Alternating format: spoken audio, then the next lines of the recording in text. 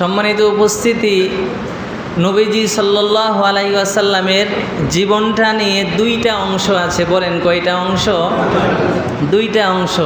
একটা হলো নবীজির কাউলান নবুওয়াত আর একটা হলো বাদান নবুওয়াত। নবীজির নবুওয়াতের পূর্বের জীবন একটা, আর নবুওয়াত নবী হওয়ার পরের জীবন আর একটা।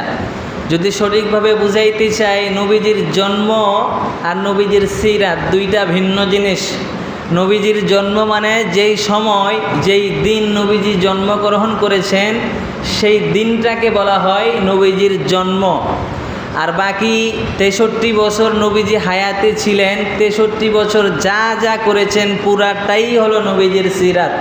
বলেন আমার সাথে, নবী যখন জন্মগ্রহণ করছেন এই জন্মটাই শুধু নবীজির জন্মের ভিতরে সীমাবদ্ধ। বাকি 63 বছর হায়াতে ছিলেন, এটা পুরাটাই কি নবীজির সিরাত।